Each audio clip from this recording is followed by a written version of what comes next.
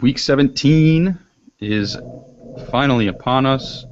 It's a sad state for it's the end of a year, but a good state because we've got bigger and better things coming, and it gives us one last chance to win some big moolah. So let's just dive right into Week 17 games. At first, we're going to talk about there's a lot of games that don't really matter. We're going to try and find some value for you in those games, but we're going to more look at the games that do matter and try to recommend people to play in those games instead. So our first game we're going to look at is Browns heading into Baltimore to play the Ravens. The Ravens do have to win in order to secure their playoff spot, so we're going to look heavily at them. The Browns, no Manziel, no Hoyer, no Gordon. Hurt. That whole team is hurt right now. That injury or suspended. That injury report is a joke. Yeah, so it's kind of ugly. I'll be avoiding the Browns at all costs, especially because they're going into Baltimore. But talk to me about the Ravens here, Alex. How about Justin Forsett against that Baltimore line? See, thinking about it, like just looking at it on paper, it looks great, but he has been pretty bad the past 2 weeks. 2 weeks ago against the Jaguars, he had 48 yards on 16 carries, and then last week 10 for 19. Those aren't really like numbers I'm looking at that are like, oh yay, Justin Forsett. I could see this being one of those weeks where Bernard Pierce maybe gets in the end zone and like kind of maybe gets a couple touches and limits Forsett's value to the point where Forsett isn't worth playing. This is the way I see this game going. Yes, I think the Ravens are going to win, but I feel like it's going to be another one of those Jacksonville games where there's just a ton of field goals. Nothing really happens. Flacco doesn't do all that much. And just the Browns are so terrible that they're not going to score points. It's not going to matter. So do the Ravens really need to put up a lot of points this week is the big question, really. Okay, in that sense, then, are you looking more at the Ravens D? You paying up for them this week? Yeah, I could definitely see myself paying up for their defense. I mean, it's not that bad. They're 33. Just Connor Shaw. Come on. But they're 5,200 on FanDuel. You can go either way, right? You can say, come on, it's Connor Shaw, or you can say they've got no tape on this guy. Who knows what he could really do against them? Yeah, I mean, the Ravens' defense this year is always kind of just risky, just because those corners are so bad. Those corners are so bad, and I understand Gordon's out, Hawkins might be out too, but like, I just don't. They still don't have Nada, right? Yeah, this is one of those games where it's just so gross. I'm sorry, like I just don't see. I can't predict anyone on either team doing anything. So it's just one of those. It's one of those like ugly divisional games that could finish like 10-3, and the Ravens just run out the clock for like the second half. So even on the Ravens, you're not touching anyone this week? I don't think so. I think Hayden should be playing. I think he's questionable, but he should be playing. That'll limit Steve Smith and Torrey, and I don't see a repeat from Torrey getting another 2 touchdowns like he did last week. Mm-hmm. It's Flacco in big games, other than that run and when they won the Super Bowl. Him in big games really is almost a depressing watch. Like last year when all they needed to do was win and Flacco played maybe one of his worst games of his career. So games that are on the line, especially in the regular season, I see Flacco struggling even at home. So, I mean, let's just take this for what it's worth, right? Vegas puts the line at Baltimore, favored by 13.5, so 2 touchdowns. And the over-under is 39. So Vegas doesn't see this as a high-scoring game either, right? I think it's probably the lowest-scoring game in terms of Vegas lines, other than Cardinals 49ers. Yeah, lowest-scoring game. So, I mean, we'll just move on from there. We don't really like This is one of those games where if you want to try to squeeze some value out, only in tournaments. Like, nothing here is cash-worthy. Right.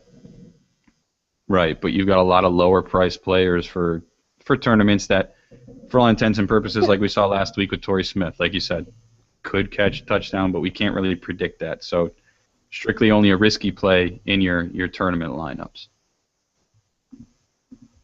Let's move on then to Dallas, Washington.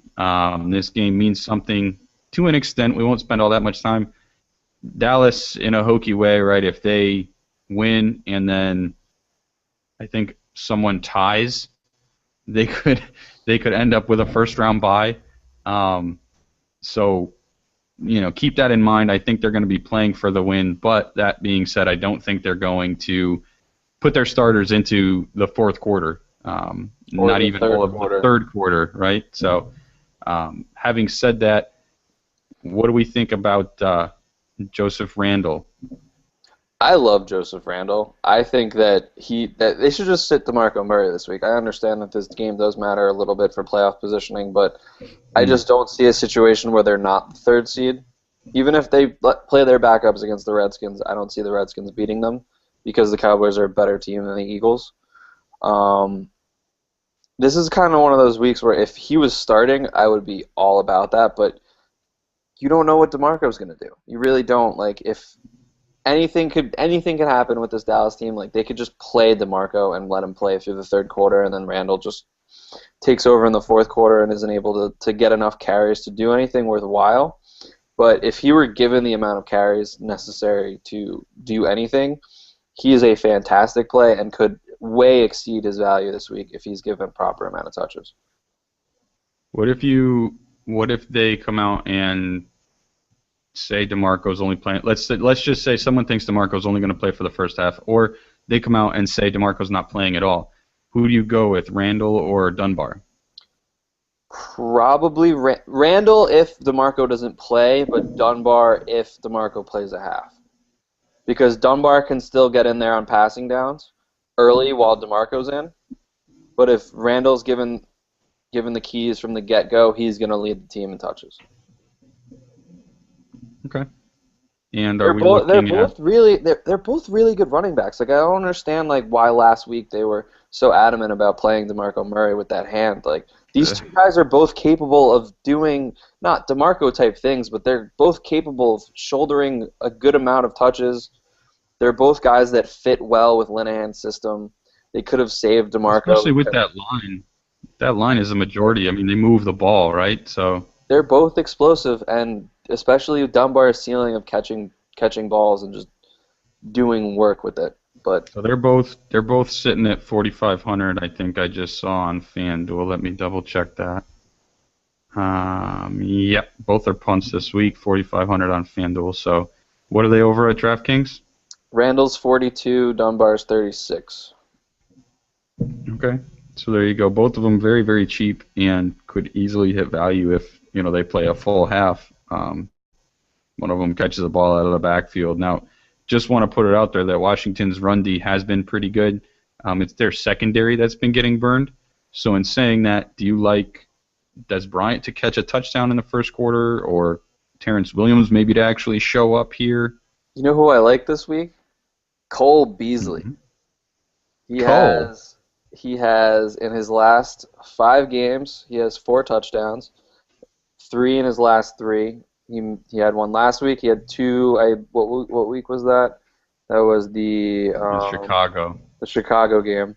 I feel like he's the guy that's going to be on the field the whole day. Like, even if they start and he plays with Tony, he's got that chemistry going with Romo right now. When the starters come out, I don't think Cole Beasley is one of those guys that comes out. So I feel like Cole Beasley gets a full game against the secondary and can do some damage, especially in PPR. He's sitting at 5,700 in FanDuel. 35. What is he in DraftKings? 35. Wow. So are you confident enough in him though to have him as a cash game play? I need to hear something out of Dallas as to how they're going to use their starters to feel more comfortable with it. But yeah, especially because of who I can get at other positions by playing him. I can play him as a flex or my third wide receiver, and it's basically a punt play for a guy that actually has some pretty solid upside. Okay. And I think what was it? Just for sake of knowing this. I was gonna say I thought he had a one big PPR day, but his most is 4 catches this year. Yeah, not high. But as a number 1 or 2 wide receiver, when Des Bryant and whoever else comes out of the game, more things could happen. Yeah. The other guy you can consider if you really just want to go pure punt play is Dwayne Harris, who will play the whole game. All right. Watch That, watch the two of them be the best wide receivers in the week. so that's it for that for the Cowboys. Are you touching? I mean, I think I'm avoiding RG3 at all costs as usual. What about Alfred Morris with RG3 under center? We said numerous times we like him more with RG3 under center. Do we think he can get that 100-yard game? Yeah, I don't see why not. I mean, this is still when RG3 is under center. Alfred Morris is a different running back, and it seems like the Redskins have nothing to play for, but I feel like this is one of those games where they do. They're really trying to figure out what this team has. They're trying to figure out if Gruden's going to stay on as head coach and just see what this team is made of going into next year. And this RG3 Alfred Morris dynamic is something that's really going to have to play up to have some optimism going forward. And he did exactly what we thought he was going to do last week. He had 80-plus yards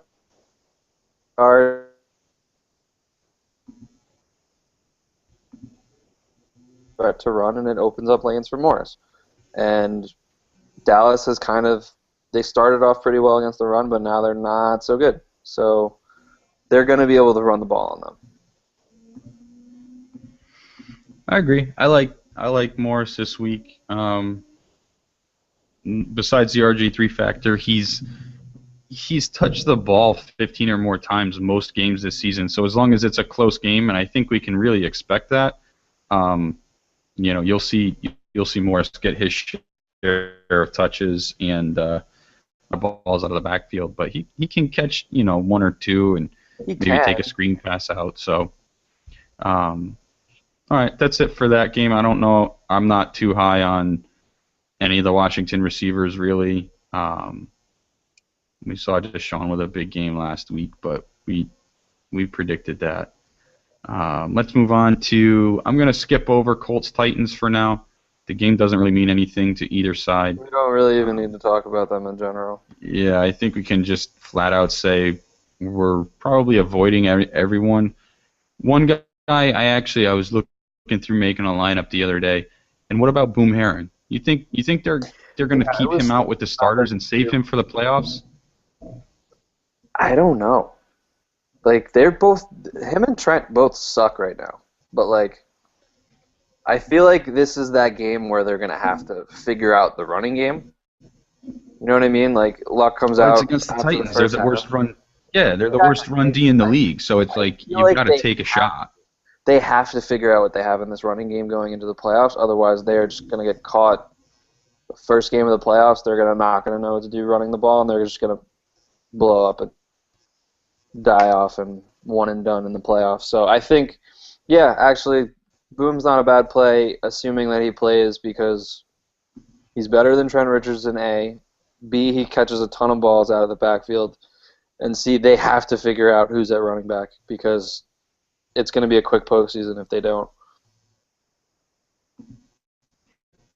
The Titans are. I agree. I nothing but a draft pick. And I think I'd go with Boom over Trent just because I feel like he can with the limited touches, even if they do take him out with the limited touches, he'll do more than Trent will. But Trent is garbage, and Trent is so bad that he's at 3,000 on DraftKings. Yeah, that's it for that game. I don't understand. Let's move on to Jags-Texans, where something's on the line for Houston. They have to win and get a little bit of help in order to get in. So if we're looking at another Case Keenum start, is Andre Johnson a sneaky play here then for Houston? Sneaky, I don't know necessarily if it's a great play. I mean, he started off real hot, but he only finished for with 6 for 65 after I think it was starting for like 3 for 52 on like the first drive. So On the first drive, yeah. like that's a little bit concerning to me, the fact that he targeted him so much on that first drive and then they just I don't know. I didn't get to watch that game, thankfully, because that looked like the most miserable football game of all time. Because Case Keenum and Joe Flacco, I think, had 1,000 incompletions overall. They were even saying on Red Zone, like, this game is really, really long and it's extending first because so many incompletions have been thrown and the clock just isn't running. That game, yeah. Like, That game took like, are you kidding me? forever. That's so bad. That is It's the awful. but whatever. But let's take it into perspective real quick, because you've got a guy who was basically off the street.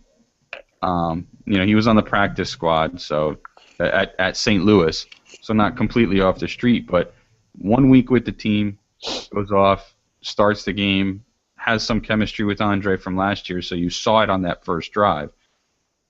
I'm just saying, I think if for some reason you're owning a Houston receiver this week, it's going to be Evans. That's my opinion on that. I'm more going. I think I'm more willing to instead pay up for Arian Foster if I'm going to own anybody on that Houston offense this week. I think the play here this week is, if you want to pay up for something, is pay up for Houston's defense. They are, I think, leading the league in takeaways. They have J.J. Watt on that line getting sacks. I don't really see the Jaguars putting up much of a fight because Bortles still looks a little. They did look pretty good last week, but they were playing the Titans, and going against the Titans defense and going against the Texans defense are two completely different animals. This is one of those that could just be real ugly early, because Houston could just get 2 defensive touchdowns in the first half, and then it's just whatever happens kind of happens. I think Houston's defense is the safest play in this entire game. Yeah, and you mentioned Houston leads the league in takeaways, and I think Jacksonville leads it in giveaways. So you've got a recipe for disaster there if you're Jacksonville.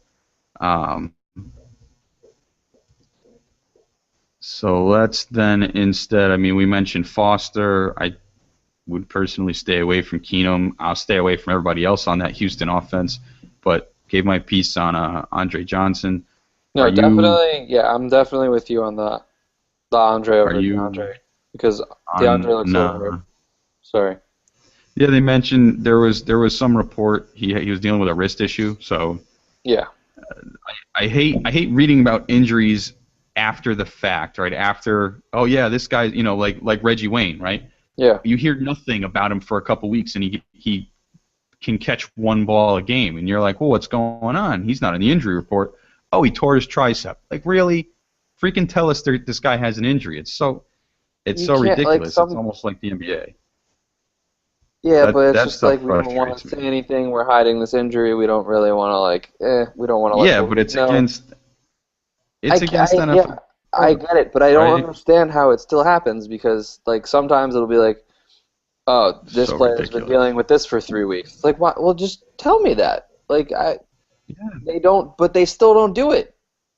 They still don't, and so that's what we're seeing with DeAndre Hopkins. See, but I gotta respect it, because I am a Devils fan, and Lou Lamoriello is the king of not telling anybody what part of the body is hurt. He's gone entire the Bill Belichick of hockey. Oh, he's even craftier. He's gone 2 months without even telling you what an injury is.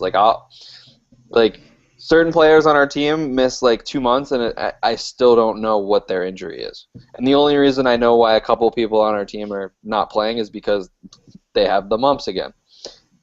The mumps. We're on 3 and 4 of players with the mumps, and we have 3 head coaches now. All right, I'm gonna rant for too long about the Devils right now, but yeah, let's get off hockey and pull it back to. It's so bad that we were actually on SportsCenter earlier. That's how bad the situation is with the Devils. We're gonna jump over to Chargers Chiefs. Another low-scoring game by Vegas standards. Over/unders at 40.5. It's in Kansas City, but San Diego favored by a point. quick injury touches. Keenan Allen out. Ryan Matthews out. So are you heavy on Brandon Oliver then this week? No, absolutely not. He was great in those first couple weeks without Ryan Matthews, but since then he just has been so unimpressive. I mean, I know that he's gotten 11 points in each of the past 2 weeks, but he hasn't been impressive doing it. I think he had the last 2 games, he has Week 15 against Denver, 26 yards on 12 carries, 4 catches for 44 yards. And then last week against the Niners, 13 for 53, which actually isn't bad, and then 3 for 28. But I don't trust him. I want to have seen one better for me to trust him. And you know how I feel about running backs against Kansas City. Like, Kansas City is starting to really just give up running. But you also have Donald Brown taking carries, Ronnie Brown taking carries. It's just a stupid situation in San Diego. And the fact that they're going to make the playoffs is hysterical because that whole team is decimated. Okay, so flip to the other side then. You like Jamal then? If he's rather healthy, pay up for him? I want him not to play and play Niall Davis. That's what I want to happen. Well, that's not gonna happen. I know, but I would like that. Keep dreaming. So Jamal's sitting at 8,500 in FanDuel. I don't have DraftKings up in front of me, but he's 70. But I mean, so it's not. He hasn't done anything the past 2 weeks, which is a problem. Last time they played San Diego, though, he had 22 carries for 95 yards and a touchdown. So I don't know. With 2 catches for 12 yards. It's just the inconsistency of Andy Reid's play calling, right? I mean, we touch on it every week. Like they have great games where he touches the ball 15 plus times and they win the game. Then they have weeks where he touches the ball 10 times and they lose the game. And it's like, I feel like we shouldn't be the only ones seeing that correlation. I know. See, here's my issue though with spending up on running backs is especially for a guy like Jamal Charles where you're at 76, you need like 22 points to hit value. That's like a pretty good game still for Jamal Charles is 22 games, and that's what you need for value, let alone more to exceed the value. So like that's why I kind of stick in the 6,000 and below range for running backs, just because I can't predict how well a running back's going to do. I mean, some people think they can, and some people do. But for me, like, game flow always matters, and like, there's too big of a variance between running backs. Like, running back has become the least predictable position in football. So my strategy is to try to just find some value with the lesser guys and go with those wide receivers that I know are going to get targets, that I know are going to get yardage, and I know are going to get looks in the red zone. I mean, it's a great strategy, and it worked for us last week with Trey Mason, right? Yep. He did exactly that. So, okay. Never, ever recommend Kansas City receivers, especially for cash games. Yo. So, really but quick, Chase Daniel, though. Who's your San Diego receiver, Floyd or Royal?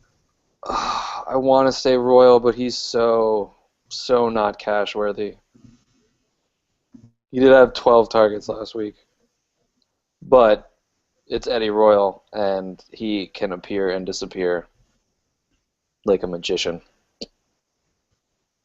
Okay, Royal's sitting at 6,000 on FanDuel, and Floyd's going for 5,600. So there's not too much difference in between them. Yeah, I think Royal's a little expensive for me on DraftKings at 55. Who's the guy that had who had the big week? Montreal Inman. That's who I want. Let's keep in mind though they went down big in that game. I mean, they were down four scores at halftime, 3 scores at halftime. Yeah, and Phillip Rivers brought them all the way back. That's not going to happen against Kansas City. Well, I think not not asking if Rivers is going to bring them back, but asking if they're going to be down like that against Kansas City. No, that's what I mean. Like, he's Right? not going to So throw the ball half as Okay, much.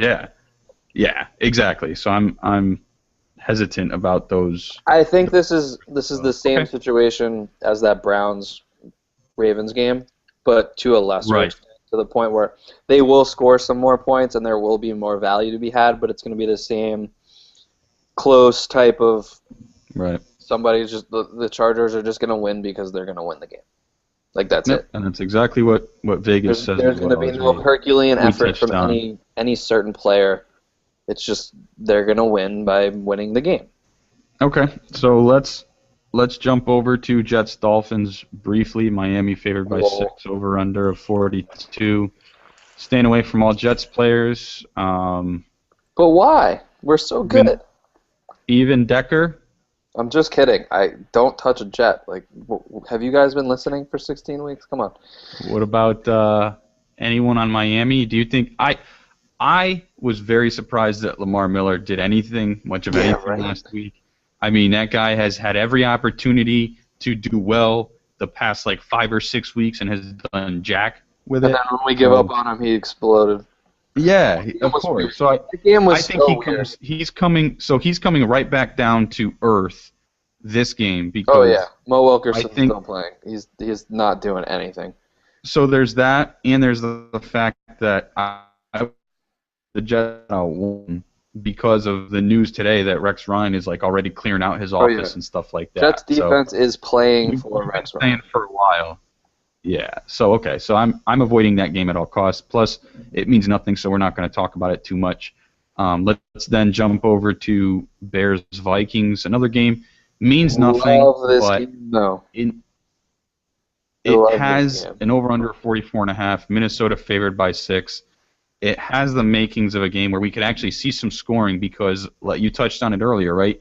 You want to see what you have in these guys, and one of those guys you touched on earlier, I'll let you talk about, is Teddy B. Teddy B, 4 of the last 5 weeks, 2 touchdown passes. This offense somehow just looks like it's working. We keep thinking that they're not going to do that well through the air and just scoring points, but the past couple weeks, these guys have been putting up points. Do you have the scores up, Mark? Or can you get the scores up? Because I'm trying to find them. But yeah, he has 9 touchdowns in the past 5 weeks. He has really shown, ever since Charles Johnson has kind of emerged, he's really become a much better quarterback, and he's even been able to turn Greg Jennings into a fantasy relevant player again. But for some reason, this offense is clicking. They're figuring it out. Kyle Rudolph is back. I know he's not doing much, but he's still opening up the offense. And I know they still don't have a running back because, loath to say that Matt Asiata is a running back. He is Mike Allstott reincarnated. But, for some reason, Teddy B has his team going. I love it. In saying that, do you? We were heavy on the was it the Jarius Wright train earlier this season? Or no, sorry, Charles Johnson. No, I was definitely all aboard Jarius Wright earlier this year. Yeah, but then we switched to Johnson. Yeah, because Charles Johnson is just so much more talented. Okay, not arguing that. Don't you get me distracted here. I'm just saying. What I'm trying to say is are we looking at if you have to play one receiver this week from that team, Jennings or Johnson? Because let's be honest, they're going against the Bears secondary. So if I'm going up in a GPP, I'm probably targeting one of those guys. So I feel like Jennings might be somewhat safer because over his past 5 weeks, he has hit double digits in all of them. And Charles Johnson has missed on 2 of those games, even though he's had games he's more talented. In terms of a safety net, Greg Jennings, because I think he has a touchdown in how many games straight? I think he has a touchdown. He has 4 of the past 5. Yeah, 4 of the past 5. Basically, the same streak that Teddy Bridgewater has. When Teddy Bridgewater throws 2 touchdowns, Greg Jennings gets 1 of them. I think that's kind of how it's gone right now. Charles Johnson, tons more upside. I love him so much more. I think that those 2 weeks where he didn't really do that well was because last week they were going up against the Lions and they kind of keyed on, Miami, sorry. Wow, he did well against the Lions, sorry. Messed that up badly. But this matchup is so good for both of them, but Jennings is definitely safer, and Johnson has the tourney upside if you want to go Teddy B, Charles Johnson in a tournament. Okay, so with that, are you looking at we think that Minnesota can score. So you think with Cutler back under center, are they going to be firing the ball? Is Alshon Jeffrey a play? Or do you think that they're going to take the role of, the season's in the shitter anyway, let's go the second half and, throw in some backups? Are we going to be looking at, do we want to target Alshon at all? Do we want to target, Marquez Wilson? They're both going to be targeted because this is going to be – I feel like this is the same game as last week against the Dolphins for the Vikings. It's going to be one of those randomly high-scoring games that are just filled with fantasy points. Because, Cutler's going to sling it. Like, if he's playing, he's going to sling it. This could be his last game in a Bears uniform. He's going to throw the ball.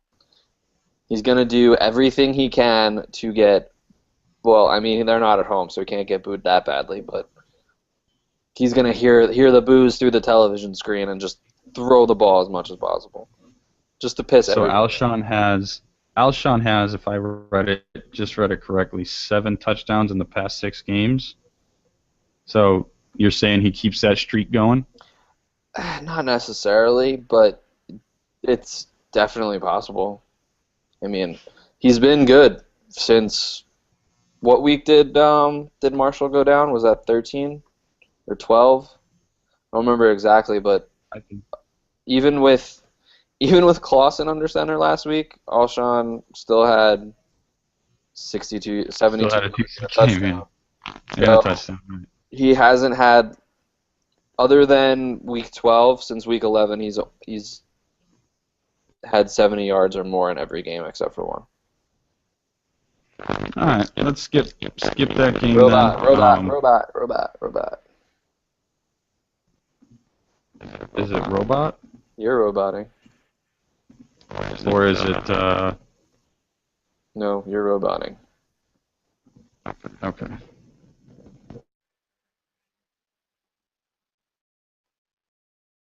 What game are we moving to now? Let's move to. We just talked about Bears-Vikings. Bills-Pats is the next game. Gross. Means nothing to either team. Really not. I wish I could staying far away from the Pats because they're unpredictable as it is. I wish I could tell you to play Brandon Bolden, but if you play Brandon Bolden, James White's going to have a huge week. If you play James White, Brandon Bolden's going to have a huge week. And if you try to play both of them just to kind of figure out which one of them gets it, LeGarrette Blount will start and play every down. So just don't. Not worth the headache, even when it's like so clearly a situation where one of them could just play week 17. But no. Yeah. I'll be avoiding that game altogether. So let's just hop over to Eagles-Giants. We've got the Eagles. I like this game a lot. Eagles heading into New York, over under 52.5, one of the highest of the week, if not the highest over under. I think it is the highest. Giants favored by 2.5. So let's see, the usual suspects. McCoy, Macklin. I'll probably touch off of Macklin and the Philly receivers. The Giants secondary isn't too bad. The pass rush. Pierre-Paul playing for a contract now, finally, right? He finally kicks it in the past couple weeks of the season. Yeah, right. I wouldn't be surprised if that Giants defense actually plays pretty well. And in saying that, do you have anybody you want to touch on on that Philly offense? On the Philly offense? Yeah. If Zach Ertz didn't just explode to 5. I didn't want to talk about him. I am about him. I am so mad. I hate that guy. I drafted him on every team. If you guys watched earlier in the year, I was on his D about as much as I was on Kelsey's because he's a freak. I'd say and even he's more. capable of what he did last week, which is such an issue because he waited until championship week when everyone gave up on him to do that. Ridiculous. Ridiculous because he was just open all game long, and Sanchez was like, oh, Zach Ertz is open. What a surprise. Here you go. He's been open all year. I don't get it. This is like the first game that A, somebody saw him open, and B, somebody actually threw it to his hands instead of like missing him where he has to dive for the ball and just miss it. It's so frustrating because he's so good and he's so capable of doing that every single week. Oh my God. So other than that, on the let's then skip. Let's get far away from Zach Ertz. Oh, it hurts my head. It does. Skip to the Giants offense, where I think we're actually going to see Eli. We're going to see. I hate that I'm recommending Eli, but I Odell. love Eli this week. I think we're going to see Eli and Odell for a lot of the game, if not all of the game. There's no reason to sit them. There's none. Their season's over anyway. It doesn't matter. Well, if you're trying to preserve injury, I mean, I'm just saying. This is the last game of the season. There's no preserving for non-playoff teams. This is do what you can do and show me what you got for next year. Look at Navarro Bowman. Look at injuries like that where you get an ACL tear or something in the last game of the year. Yeah, but that was different. You're gone for the whole next season. All right, listen, that's different because the Niners were playing for the playoffs. Like they're still in it. Like they were still doing shit. But like, how does that help your argument? Because like if I don't know, it just I feel like this is one of those Odell Beckham gonna try to chase some stats and records type of game. I agree. That's what I'm saying. I think Tom Coughlin is stubborn enough to play them. You know, I think with Eli and Odell still there, several of those guys still there and under contract, it's not like you're really trying out to see, it's not really like they have anybody to try out for next year. The only reason they would sit them is to say, okay, just end the game healthy and let's move on. But I think in one half you can probably get good points out of Odell Beckham. I don't know if he'll hit value because he's pretty damn expensive now. He's at 96 on DraftKings right now. Let's see. I'm trying to look him up on FanDuel. He's at 9,200 on FanDuel. Yeah, how is he cheaper on FanDuel? Oh, PPR, probably. He's still... It's just, I disagree with your thinking on them benching somebody like that, but with the last game of the season, when you know you're not making the playoffs, this is kind of like one of those, like, let's make you feel better for next year kind of games. And I don't see teams like that benching their guys. I feel like they want to play one last football game and then make them feel better throughout the offseason type of game, where as opposed to, oh, we're just going to play a half and then, oh, we're done until next season. Like, no football player is going to want to do that. If you're playing in the NFL, no player that is missing the playoffs wants to just be like, oh, yeah, I'll just pay a half and then I'll just be done for the year. No, you want to finish the year. So I just don't see those teams that are clearly not in the playoffs. I don't see those teams not finishing the games. Okay. Then hopefully you're right. And if anyone wants to pay up for ODB, they pay dividends. Because honestly, I don't see many people paying up for him. ODB because he literally needs 30 points to hit value, that's kind of absurd. Like he's great, and he will have a great game. Like 20 points still is a great game, but at 9,600 on DraftKings, where you need almost 30 points, like that's a bit much. Like yeah, he's hit that the past time, but that is a bit much. Giants running backs, Williams and Jennings, I'll probably avoid them. They say Jennings is getting the start, but they're talking about a 50-50 time split, and I don't trust either one of them really. I trust Jennings if he's healthy, but if he's healthy, and if they're not saying there's going to be a by committee approach, right? Yep. Neither. So let's switch over then. You know who's Saints. sneaky though? You know who's sneaky play though this week? Ruben Randall. Mm. Sneaky, See, not safe. Sneaky. No, yeah, not safe at all. I mean, I could see it, Not safe at all. if they shade ODB a lot, which they should and could, then Randall will get all the targets in the world. He could end up seeing 12 targets tomorrow. He had 6 catches for $132 and a touchdown last week. Yeah, I mean, it's definitely a sneaky play. GPP. Yeah, for sure. Okay, I could see that. I could see it. I agree. The next game we won't stay on for very long. Saints Bucks over under 47 in Tampa Bay. I mean, so listen to this. Breeze has 4,600 yards and 32 touchdowns this year. I never would have thought he had those kind of numbers with the way that team's been playing. Unbelievable. And in saying that, he's had a couple big weeks. He's had a couple good games. I don't know. I can't ever recommend against Drew Brees.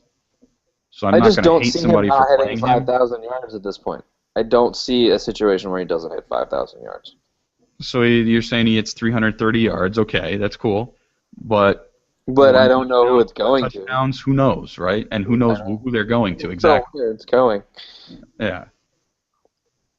Plus with Pierre Thomas out. Travaris Cadet. No. Kyrie maybe. But I don't trust the skill players there. I feel like Breeze is the only guy really you're going to see numbers from in that offense. I can't trust any of those skill players right now. Not with the sporadic way everything's been spread around the past couple weeks. I am all about the Mike Evans this week, though. There you go. I didn't even have to transition. All aboard Mike Evans train this week. There you go. Listen, give up so much. Mike Evans has been mediocre to the point where his price has gone down, but the man still gets touchdowns. I mean, he hasn't cracked 50 yards in 5 straight games, and the week before he went for 207. So I feel like this is one of those monster type Julio games where he goes for 12 catches, $192, and a score or two. I think Mike Evans could easily be play of the week. I could see it. I like Mike this week. Especially if we think but you don't throw for 300+ yards. McCown is going to do everything he can to not match it, but stay in the game. They can't run. We'll have to throw. And again, that's another, what do you got for me type of offense, right? They've got a lot of question marks around there. Who's going to be the starting quarterback, running back, everything next year? So I could see it. I could see him trying to throw, stay in the game. I like it. I like Mike Evans a lot this week. Let me look him up real quick on FanDuel. He's 61 on DraftKings. He's sitting at 7,600 on FanDuel. 61 on DraftKings is a joke for that. You think he can easily hit 18? Yeah. You're looking at him as a cash game play this week? Yeah, if he gets in the end zone, that's 18's easy. I just don't. Let's jump over to the other.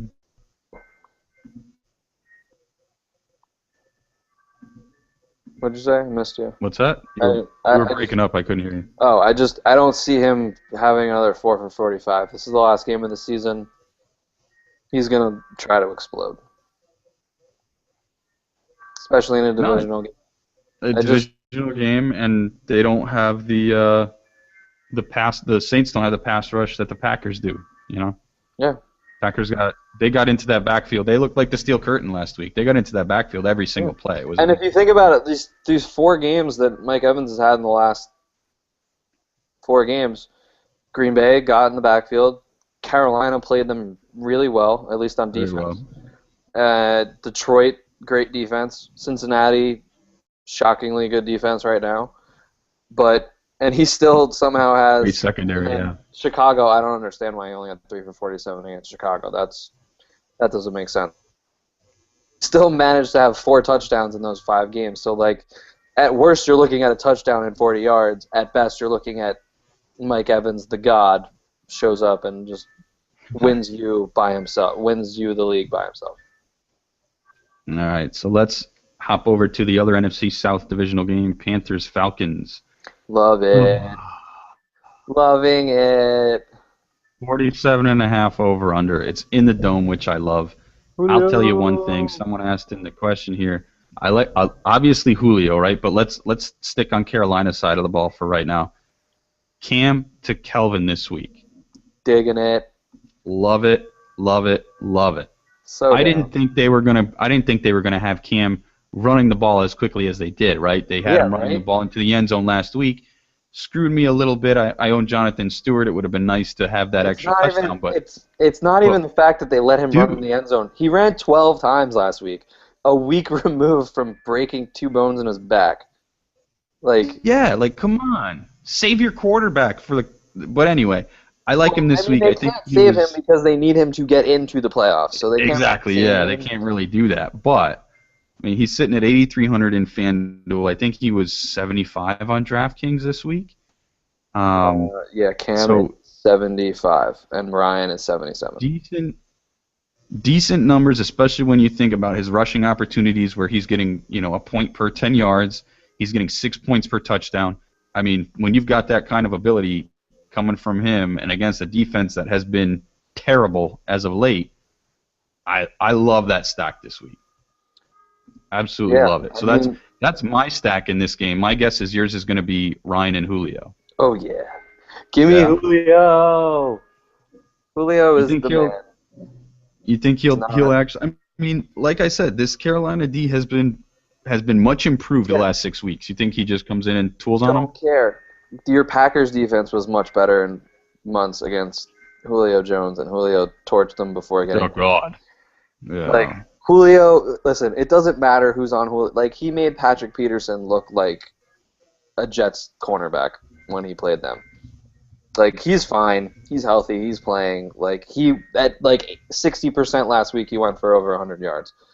Let's see what a healthier Julio in the dome is going to do against. You don't think Matt Ryan is going to throw him the ball 30 times? Because I do.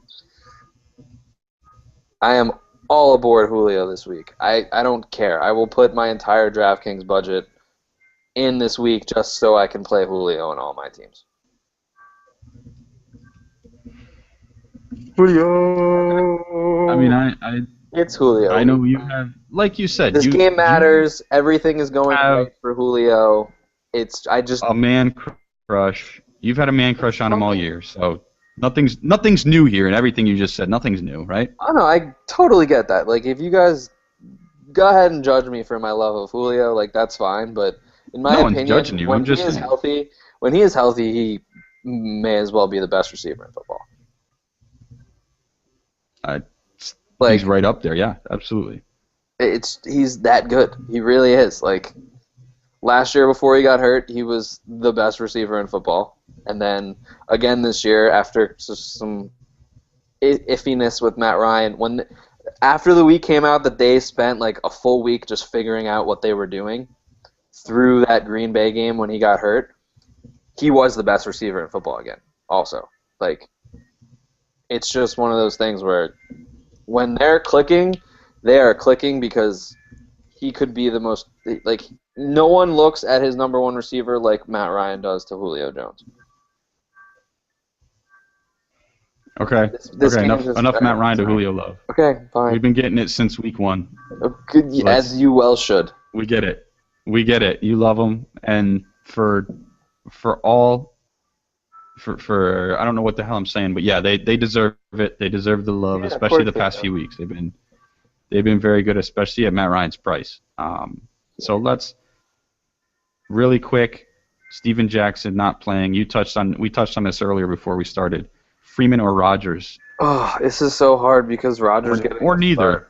Well, I mean, you could say neither, but at their prices, especially on DraftKings, they're both 36. They just need a catch and a long run touchdown like Freeman had last week to hit value. That's it. They just need one big play, either of them. They're both capable. They've both shown in the past that they're capable of getting a big play. They're not prototypical running backs, either of them, but they both are capable of catching the ball out of the backfield. They're both capable of getting a goal line touchdown. But it's real tough. It's real risky, trying to figure out who's going to get more touches. But Devontae Freeman, in terms of upside, is the clear play here, because if Jaquez kind of struggles in that first quarter, I don't see a reason why they shouldn't just give Devontae Freeman the ball the whole game, because he's really good. He really is a great running back. He should be the starter over there. But until tournament only, I would play Devontae. If you're going for a punt play in a cash game, Jaquez, because you know he's starting, you know he's going to get touches, and with them fighting for a playoff spot, I feel like they're going to try to rely on him more just because of experience. Whereas if this game didn't matter, it would be the other end of the coin where Devontae Freeman would be safer because they would try to figure out what they have in him. But we're going for the playoffs. We need somebody we can depend on.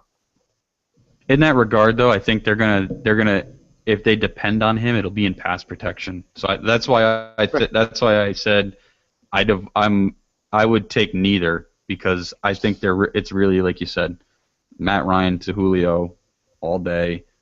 I think with Carolina's offense, with Cam in there clicking, I think they can go up. I think I think Atlanta's going to have to pass and throw from behind to catch up. So my opinion on the running back situation there in Atlanta, but I've been down on them all year. I hated their running backs all year.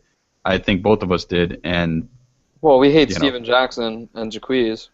Well, I don't hate Jaquez. I actually had him as one of my team names once. He just doesn't have. But I don't know, they don't have the opportunity. It's just not there. It's not the offense they run. So if Devontae Freeman was the running back from the get-go and by himself at some point in the future, he's too talented not to be looked at. But until I see but that's not. Yeah. No. For another time for the off season. Yeah, store that in your back pocket. Let's talk about Lions Packers this week, over under 47.5. Green Bay getting a healthy 7.5 point favorite. I think that's a bit high, but Dominic Raiola, center for the Lions, suspended for the game. I think that really hurts the Detroit rushing game. I think that hurts Joyce Bell's chances of getting over 100 yards. Exactly. First of all, I think it hurts the offense in general. Does Joyce have 100 yards this season? Yeah, I think it does. I don't think so. No, Joyce has not gone over 100 yards once this entire year. Okay, so I think he catches balls, but 100 yards, no. Raiola not being there hurts him getting 87.5 yards. Sure, fine, whatever. Doesn't matter. I think it hurts Stafford the most. It doesn't matter. They were saying on SportsCenter earlier, of every single snap that Matt Stafford has taken, only 2 have been without Raiola. 2 in his entire career. That's huge. Absolutely huge. So let's really quick dial it into game 1 of this year with the Packers Seahawks, right? We had Corey Lindley, starting rookie center, screwed up a couple times, right? We saw Aaron Rodgers flip out on him on national TV, go absolute, crazy because he missed the snap and they had to oh crap. Sorry, I'm hitting buttons on my computer over here. They had to burn a timeout. And I think you're going to see something like that come along when in an inopportune time. I think it's going to hurt Stafford, Bell. It's definitely going to hurt both of them. But will it hurt Golden Tate and Calvin Johnson? Probably not that much, because Stafford likes to sit back there, but he can move in the pocket. He can get out of the pocket. He's going to throw the ball up to either one of them anyways. So I don't see either one of them suffering from him being out. I see it more being Stafford and Bell directly. Yeah, I don't think either of them are having a good game. I don't think this offense is going to do much, considering how bad they looked against the Bears. And you guys are better, and you guys are actually fighting for something. I just don't see the Lions really being that successful this week. Now we're gonna switch it over then to the Packers offense. Rodgers, Jordy, Cobb. I mean, Cobb has to freaking get in the end zone at some point. I know, but he But had such a good week last that week without it too. That's the funny thing. right, he He had a had great such a week good week without it. last But week. It was that his career last, high in targets, catches, and yards. You think that was? all I think I read three? No, something I don't about not think all three, but I so. think he career high in either yardage or catches. Um, Regardless, it let's was an see. What did awesome he week for have? Randall. Awesome. What did he have? 11 for 131. Yeah. Yeah, it could have been. It's pretty close. So I mean, he's sitting at 8,500 in FanDuel. I think any pairing of Rodgers to Nelson or Rodgers to Cobb, I think, is a nice stack this week too, because that Lions secondary is susceptible. It's that pass rush that's really good. They looked very good against the Packers at the beginning of the season, but again, that was the first quarter of the season, I think, and it was when that new center was still there. Now they've had all season. They've looked very good against some pretty good pass rushes, other than Buffalo that took them to school a couple weeks ago. I I don't see Eddie Lacy getting much done against that defensive line, but I could see Rodgers to Jordy or Rodgers to Cobb being a nice stack again this week. Well, what's with Balaga? I thought I read that he was back. He was. Okay. Uh, That's all. um, yeah, I'm pretty sure I read that he's past concussion protocol. Okay. That's all. I mean, as long as your line is healthy, then yeah, you can play either of them because Yeah. they'll give him enough time to throw the ball. And I just feel like I would rather play Cobb this week than Jordy, just because I don't know if they can go deep on the Lions, because I don't really think they give up big plays. But I think that with that pass rush, quicker, and Mm. that's top domain. Nelson is when Yeah. Aaron Rodgers has about 3.5 minutes to sit in the pocket and discover who he wants to throw the ball to. Cobb is more for when, I'm in a little bit of trouble. Cobb, where are you? I got you. There's the ball. Hope so. I mean, I'll probably have exposure to both, to be honest with you. So, fingers crossed. It's a good game for the Packers. That's it for that game. We've touched on all the pertinent guys there. Looking at Raiders Broncos. Yeah, I don't even want to look at it. Michael Rivera might be my tight end I think because he's a sneaky play. He's very, very cheap. He's like it's not 3,800 on even it's DraftKings, I not think. even that sneaky. I mean, last time they played, he went 6 for 64 and a touchdown. That Yep. was in that streak of doing awesome. Plus, I want to just if you want to say something about Michael Rivera, I'm just going to look up how they do against tight ends because they're terrible. No, I like Rivera as well. He's sitting on FanDuel. I think he's 38 on DraftKings. But yeah, I mean, we saw for a while there he had a nice streak, being a major part of Carr's offense, and he's young. He's right there with Carr. I mean, their DBs are very good in Denver, and you're not going to see Holmes or Jones or anybody having a big game. As long as the Denver, I mean, Denver has to win this game, right? They have to win the game. They get home. They get first round bye if they do. So you're going to see them at least play into the third quarter. If it's not a blowout, maybe even into the fourth. So I think for that reason, I like Rivera there. As you mentioned, did you pull up whatever it was you were looking for? Oh yeah. All right. So you ready for this one?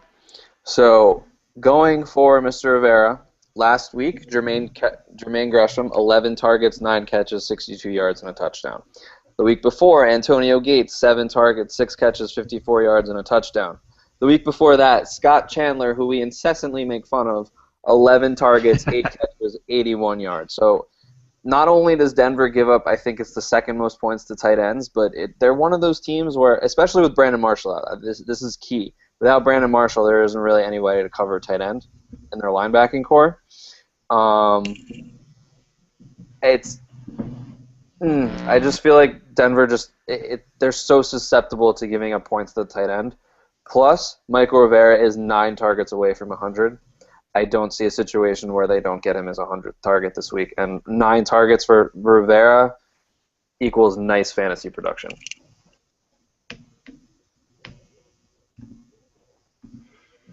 I agree. I like it. Anyone in particular? I like C.J. Anderson from a Broncos perspective. Anyone else you're looking at playing for the Broncos this week?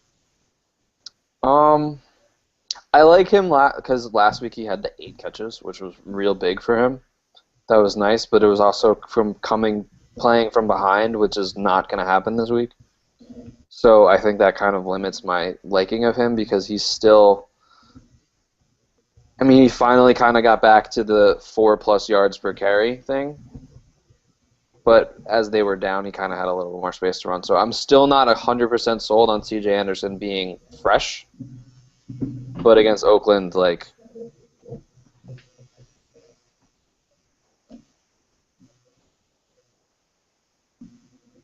Shall I continue with Denver while you run and get your son? Yeah, go for it. Well, are you staying or are you not staying? I will. Please continue. Okay, Denver. I don't really trust anybody. I don't know if anybody's healthy. I think we should move on to the next game. So while Mark gets his son, let's just go over a quick Arizona-San Francisco.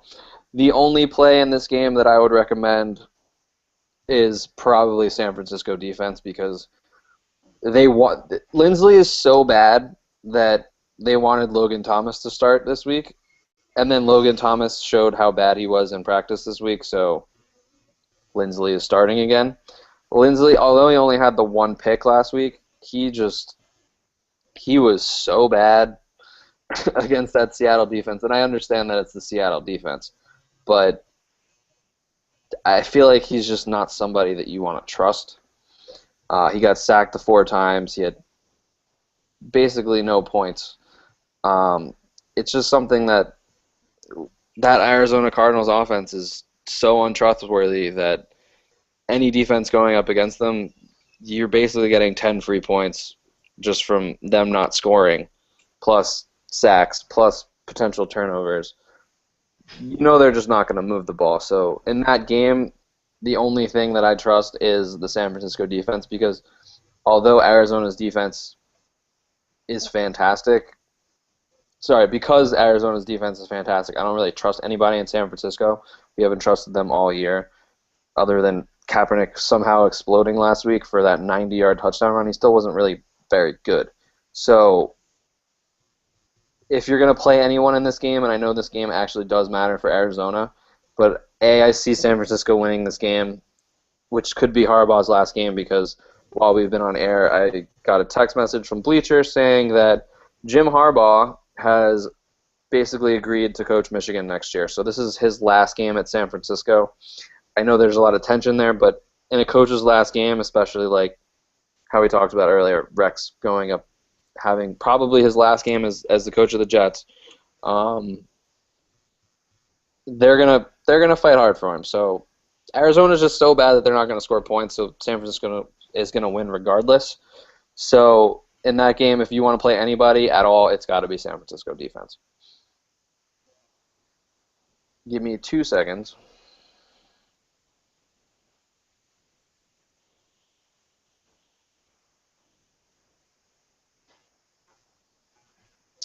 Okay, next game. St. Louis, Seattle. Kind of the same thing as Arizona, San Francisco, except I can actually see some points being scored. Russell Wilson somehow becomes not so bad of a play, even though St. Louis's defense over the past few weeks has been pretty good. They looked horrible against the Giants last week. They looked pretty good against Arizona. They've been good overall, but I think Seattle is just going to play a statement game right here. They want the number 1 seed.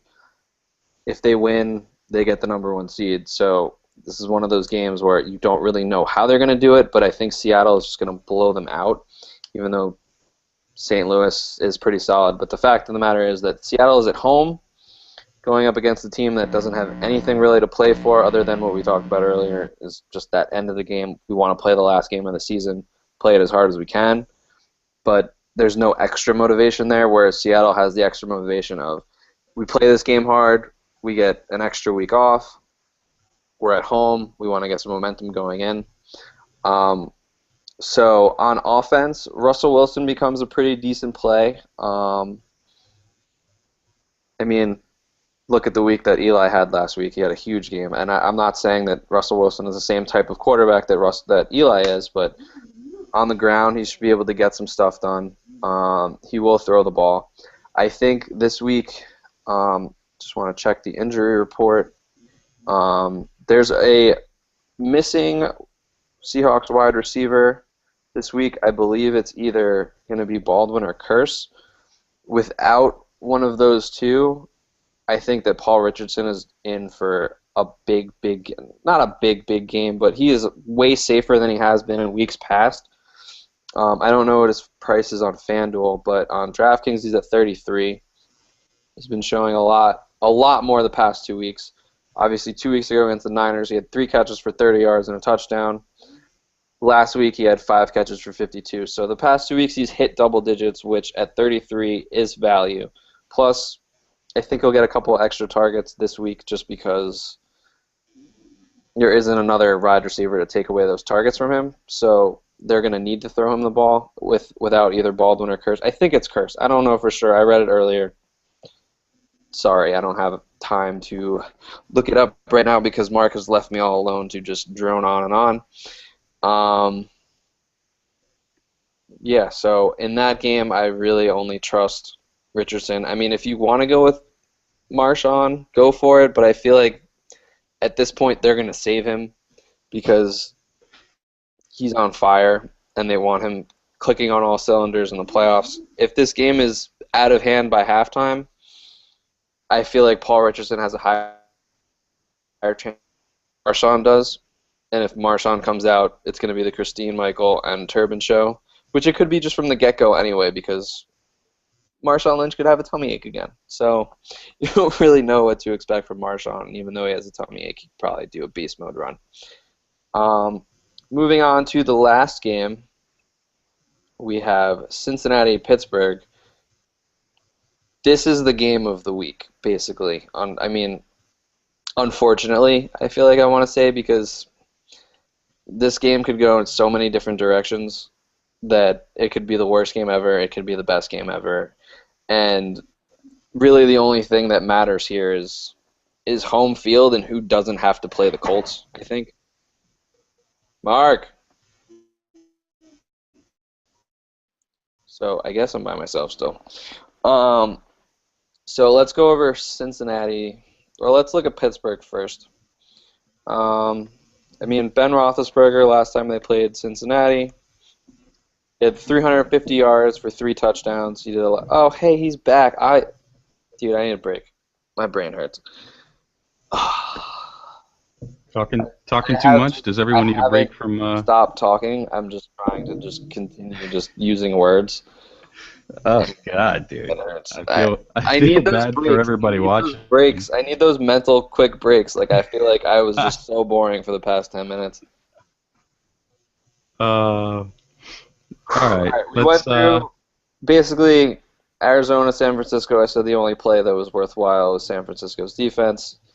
And in the St. Louis-Seattle game, I think that Russell Wilson's a decent play, Paul Richardson's a good play, and I forgot to mention Seattle's defense is obviously a great play at home. So, Cincinnati. Love Seattle's D. Love Russell Wilson. I'm up there with Cam Newton. I think so I couldn't figure out because I didn't have time to.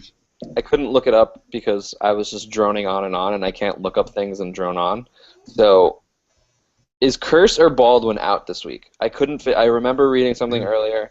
One of them is out. I can't figure out which one. Curse is out. Richardson's starting in his. Curse is out. Okay. Richardson's starting in his.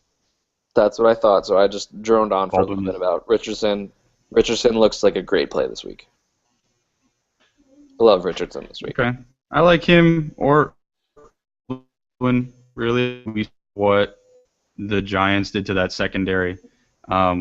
We saw it. So a lot of people may think of what Russell Wilson did in the last time they played the Rams, but it was in Seattle. I think it was much different than it is now. I mean, that entire team is just flat out clicking. I like Russell Wilson a lot this week. Plus, with that run we saw him have last week against Arizona's D to get into the end zone, my God, that was a thing of beauty. I liked it a lot. So, yeah, all in on Russell Wilson this week, too. Same as Cam. I like them both. The Rams I'm going to ignore. Let's jump into then Bengals Steelers. Dalton, hate him, always do. A.J. Green, injury, severely limited him last week, I think. Yeah, I thought he was dead. I don't trust him. Yeah, I don't trust him this week because of that. So I'll be avoiding him. But what do you think about Jeremy Hill? Can he do what he did last week? I mean, I don't think he's gonna do 85-yard run for a touchdown like he did early in the game against the Broncos. But I mean, yeah, he's clearly looking like. All right, here's the problem though with Jeremy Hill. Again, I've said it a lot this year. Other than that 85-yard run, he had 21 carries for 62 yards. That's not great. Yes, he's always capable of busting that big run, and at this point, you kind of have to expect it. But those other rushing attempts are really concerning for me because if he doesn't break that big run, he's not really due for a huge game. And that's an issue.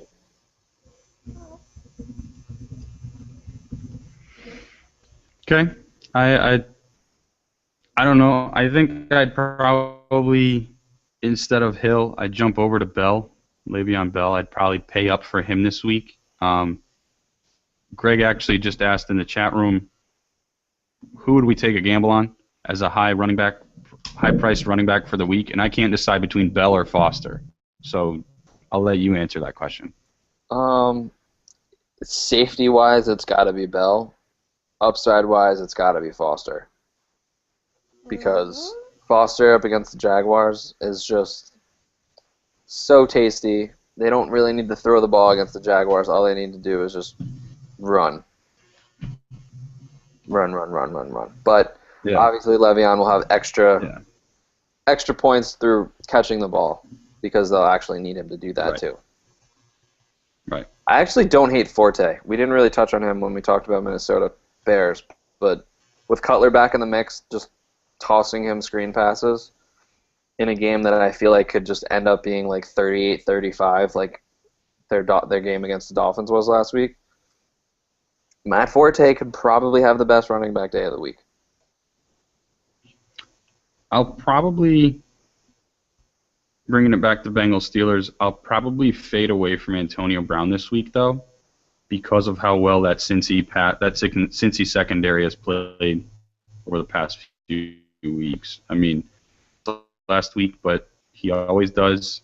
I mean, if you're playing in DraftKings, I could see Antonio Brown being, getting you a decent game because of his receptions, but hitting value, I mean, which, like we've said before, is usually like 3x his price. I mean, in FanDuel, he's 8,900. I don't know what he is in DraftKings this week. Can you 85. Look that up? 85. 85. So you're looking at 25 points. I mean, that's a lot. That's a lot to ask of someone. He's gonna have to go for 7 or 8 catches, 100+ yards, and a score. Well, last time they played, and when Pittsburgh just exploded in the fourth quarter, Antonio Brown had 9 for 117 for, I believe it was 23.7, which is not even value at 85. So you have to have more than 9 for 117 for him to. That's a lot, right? He's got to get into the end zone there. If he gets into the end zone there, he hits value. I mean, that's a huge game up against a team like that. I mean, unless they're behind, I think they're going to rely on Le'Veon Bell to just ground and pound that their way into the playoffs, or to the division title, whichever.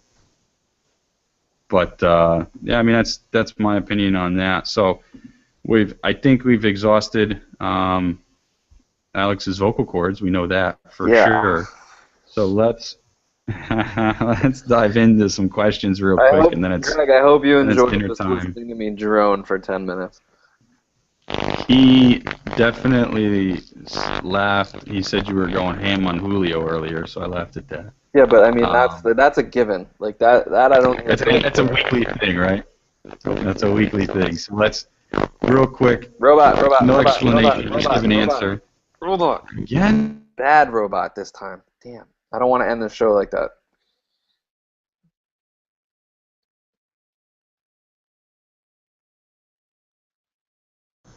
Okay.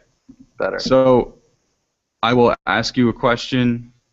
Just give me an answer, no explanation, so we can fire through these, and then it's dinner time.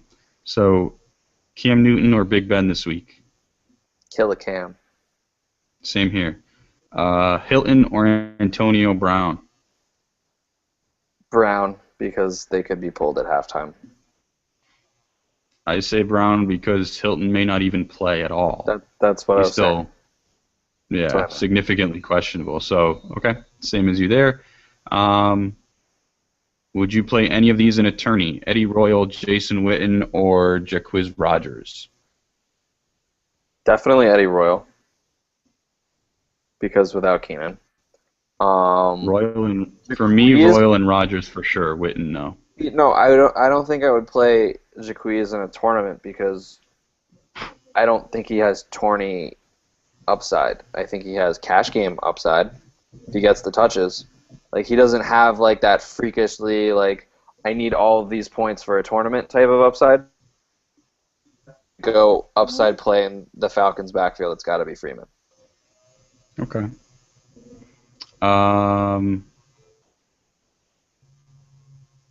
Caitlin asks, Royal or Randall? I like Randall. I think this game's a shootout. Like we said earlier, I don't think the Chargers need to throw the ball last week. And Randall on 6 catches is a $132 and a touchdown. He's a much more explosive wide receiver. It's just always been whether or not Eli gets him involved. And now that this passing game is clicking and teams are keying on Odell a little bit more, Randall has a lot more one-on-one opportunities, and he's been succeeding with them. Yeah. I'm shocked you don't have him dressed in Michigan clothes by now. He got some for Christmas from Santa. Of course he did. He does have a nice shirt on, though. Show him your shirt, bud. Yeah. Yeah, buddy. Yeah, that's you. It's time to give our fantasy analysis, bud. So next question was Andy Dalton or Kyle Orton? Oh my God, that's so gross. Probably Andy Dalton. Neither. Probably Andy Dalton because, like, I mean, what do the Bills have to play for? Like, they are officially out now. This is like their, oh no, we're out week, as opposed to we've been out for weeks. Let's have a good showing. Exactly. The only reason I could think that maybe Orton could be better is because the Patriots aren't going to play anyone at all. Like, they're going to play the first snap, and then they're going to bring in, like, Garoppolo and co. And we'll see. All right. Garoppolo could be a good play this week. No, I'm just kidding. They're going in. Sneaky play. Interesting. Caitlin actually mentioned, what about Amendola if Edelman doesn't play? And I think that's an interesting play, to be honest with you. Edelman isn't playing regardless. There's no reason for them to risk Edelman in a game that doesn't matter when they've already locked up the number 1 seed. Like, he's not playing. So, yeah, Amendola definitely is going to get some snaps, but at the same time, he could come out in the second quarter also. Like, Bellatrix this week, I am not touching a Patriot. I don't care. No, I absolutely agree. I just thought that it was an interesting look because I could see Amendola playing the whole game. That's fair. And if he does play the whole game, he's probably going to have a big game. But, yeah, Bellatrix. GPP only, not a cash game. I agree. Bellatrix. I'm with you. Okay. Let's see. Gamble on a high ceiling running back. sneaky defense of the week. Sneaky defense? Let's take a peek. We're talking sneaky, not easy, right? Okay. Correct. Sneaky defense of the week. The sneaky defense of the week. In turn, like, because of like low price, or just like they're gonna do a lot better than people. Let's say low price. And the Bengals at 26 wouldn't be horrible. I think it's the Packers because of Raiola. I think that is such a huge, huge factor in this game. Yeah, I agree. I like the Packers D this week as well. I'd also put the Panthers as a sneaky D in there. Not in Atlanta. No, not in Atlanta. Hey. I'm disagreeing with what you're saying. Because they've been so dominant in Atlanta. Atlanta has been so dominant at home this year. Dude, they're going for a playoff spot. I've been saying this for weeks. They've looked like a different team since like Matt Ryan and Julio Jones got on the same page. They look like the real Atlanta Falcons. They look like their line is fine. Like, I know that they dealt with a lot of injuries early on in the year, but that line looks solid again. They're not as good as they could be, but they're on the same page finally, because they're all working together over multiple weeks as opposed to a different starter every week. They look like the Falcons. So although that the Carolina Panthers defense is improving again, this is the Falcons at home with Matt Ryan and Julio Jones healthy. I'm still putting it out there. I think they could be. I don't think they're going to, they're not going to shut them out. They're not going to shut out the Falcons, but they could easily get into the backfield. They can cause turnovers. I could see them being an interesting play this week. Fair.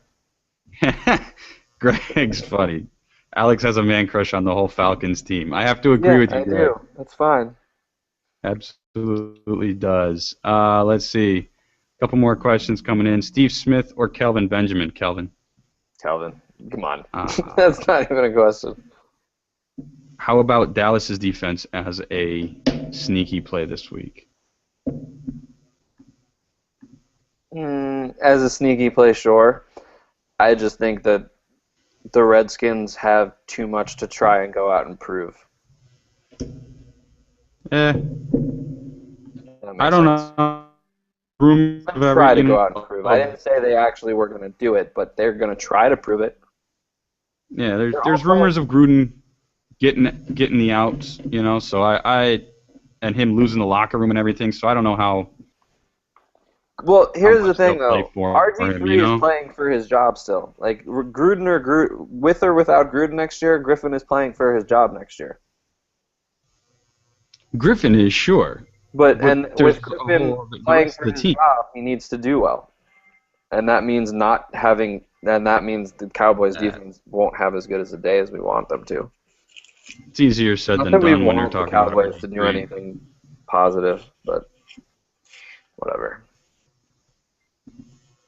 Eli or Cam? Eli. I like that over-under way too much. Plus Odell Beckham. That's a tough one, yeah.